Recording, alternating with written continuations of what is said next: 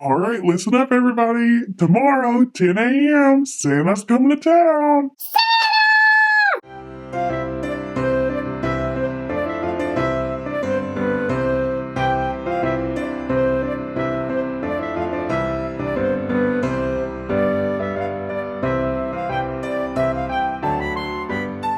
Hello, beautiful people of the internet. Welcome back to my channel. My name is Hannah if you're new here, and I am so excited that you joined me today. Happy almost December, my friends.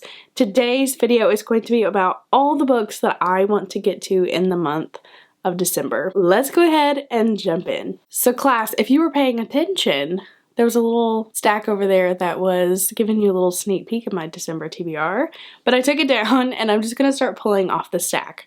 So the first book I want to get to in December is The Best Friend by R.L. Stine. This is part of his vintage collection of the Fear Street books. I just think this looks like a cozy horror murder Christmas time. Who is Honey Perkins? She's been telling everyone in Shadyside that she's Becca Norwood's best friend. But Becca's sure she's never met Honey before. Honey systematically moves in on Becca's life, copying her in every way, but when Becca presumes to have more than one best friend, the horrible accidents begin. Does Honey just want a friend, Becca wonders, or does she want much more? The next book I want to get to is the cutest book that I feel like I have on my shelves, and that's The Book Club Hotel by Sarah Morgan. Look at this beautiful cover! Does this not make you want to just curl up next to the Christmas tree with a blanket and this book? I'm so excited to get into this one. So I just read the synopsis of this book, and it seems so cute. Oh, I cannot wait to get to it. So basically this is following our main character Hattie. And Hattie and her husband Brent restored this old hotel, and it's became like this widespread sensation. It's really popular. And then Brent sadly passes away. So Hattie is obviously having a hard time not only juggling her own grief, but also her inn that she has to take care of by herself. These three best friends check into the inn, and they kind of share this same love of books, and so they start this book club together. And maybe it's just what they all need, is to get together and become friends. Does that not sound so cute? Oh my gosh. Let's pick this up together, guys. The next book that I'm hopefully going to pick up in December is one of my anticipated releases of the entire year, and that is Love Redesigned by Lauren Asher. I cannot believe I have my hands on this. If you've been around on my channel before, then you know that I absolutely adore her Dreamland Billionaire series. That is such a good series, and if you've not read that, I totally recommend that you do. But that series is sadly over, and this is the start of a brand new series that she's starting called the Lakefront Billionaire series, and let me tell you, I'm here for it. So I think this one is following our main characters, Julian and Dahlia, and I think they're starting out as enemies that are basically coming together to renovate this historic house, and they're hoping to basically triple their profits together, and they can't stand each other. So I'm excited to see what goes down. This next book I want to pick up is a holiday romance, and it is called A Season for Second Chances by Jenny Bayliss. This is one that's been on my shelf for quite some time, and I cannot go another winter or December without reading it. So this one follows our main character Annie, and Annie has just been down on her luck.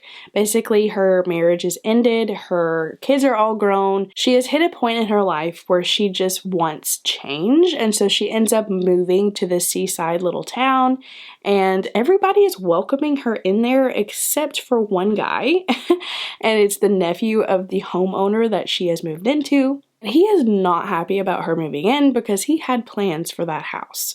So already off the bat, she has made an enemy. I think this is really neat and unique because I've never really read a rom-com where the woman is older and more established, and I really like that aspect, and I really, really hope I like this one.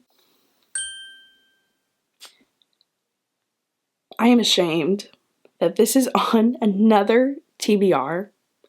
I've been telling you for months that I was going to pick this up. It's a novella.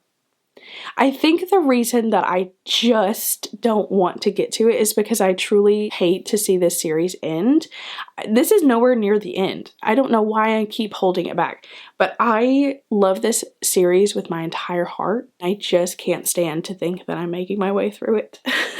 know it sounds so stupid, but I'm telling you guys, I cannot stand to see this series go. The novella that I need to get to is Reveal Me, and this is the one in Kenji's point of view. I need to get to this. I need to get to this, and December will be it. I promise. Pinky promise. This next book was on my November TBR, and I'm just kind of moving it to my December TBR, and that's Things We Never Got Over by Lucy Score. This is a chunker. I don't know if we're going to finish her in December, but we're going to have high hopes and we're going to try. This book has been screaming at me for a couple of months now, and I have to pick her up. I don't know why. I just have to, because this sounds right up my alley and I'm really excited to get to it. In my last TBR, I read you the first sentence, and I'm going to read it to you again because it gets me every time. Knox Morgan doesn't tolerate drama, especially in the form of a stranded runaway bride.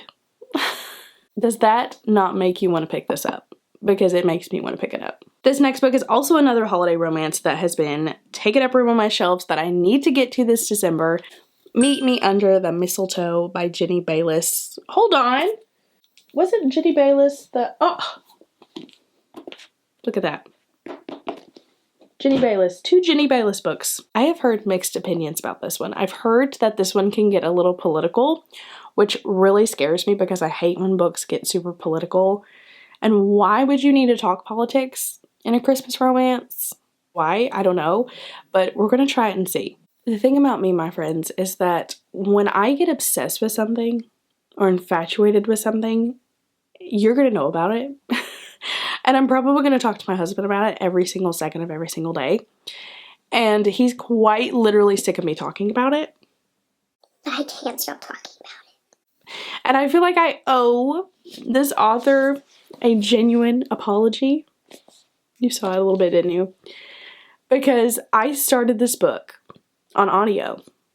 And halfway through it, I was like, why should I care? And then I went and saw the movie. And was completely humbled.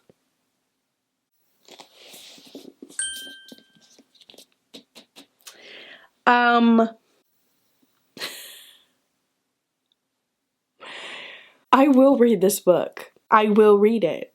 I will read this book because when I say that I am obsessed with that movie, I'm not joking. I'm not joking. I'm obsessed with Tom Blythe. I'm obsessed with Rachel Zegler. I'm obsessed with everything about it. Everything. If you don't know, my friends, this is the 4th Hunger Games book. This is the prequel that takes place and takes you along the journey of President Snow. And I will read this. I will read it. I stopped reading it about 20%. I will read it. I will read it. I'm going to start over. I'm going to tab it. I'm going to read it. If you've not seen the movie though, go watch the movie. Go watch the movie. You're not going to be sorry. Because I have been singing The Hanging Tree, Can't Catch Me Now, Nothing You Can Take From Me, like 24/7 in my sleep. I will say though, if you've read the Shatter Me series, Tom Blythe is Aaron Warner. He's Aaron Warner. Like with him with blonde hair, he's Aaron Warner. Okay, that's enough. Last but certainly not least is another Christmas romance, and that is Faking Christmas by Carrie Winfrey. I still have the sticker on this. I'm so sorry. I hate that. But I'm going to be buddy reading this with my friend Keisha over at A Book Like You, and I'm so excited to get into this one. It's fairly short, and it has faking Christmas, and I absolutely adore fake dating, and I'm hoping that this is the trope. Laurel Grant works as a social media manager for Buckeye State of Mind, an Ohio tourism magazine and website. She most definitely does not run a farm, but one tiny misunderstanding leads her boss, Gilbert, to think she owned her twin sister Holly's farm just outside of Columbus. Laurel only handles the social media for the farm, but she's happy to keep her little white lie going if it means not getting fired. She cannot be jobless again. And keep it going she must. When Gilbert recently dumped his wife, invites himself over for the farm's big Christmas Eve party, as advertised, Laurel immediately goes into panic mode to figure out how she can trick Gilbert into thinking she's basically the Martha Stewart of rural Ohio and keep her job in the process. I don't know how I feel about his name being Gilbert. I guess I'll have to overlook that because he's just cute as a button. I don't know. We'll see. I'm really excited to be reading this with Keisha, and hopefully we both like it. That's it. that's all the books that I'm hoping to get to in December. Hopefully I will get to them. I'm not 100% sure if I'm going to get to all of those. And my November TBR was pretty sad because I didn't get to like half of them.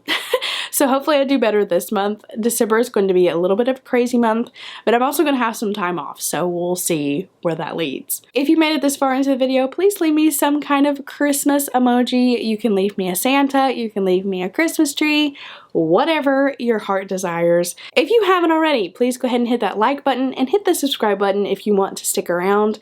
And don't forget to go follow me over on Instagram. I am also the Teacher's TBR over there, and I will see you somewhere else on the internet. Bye, friends.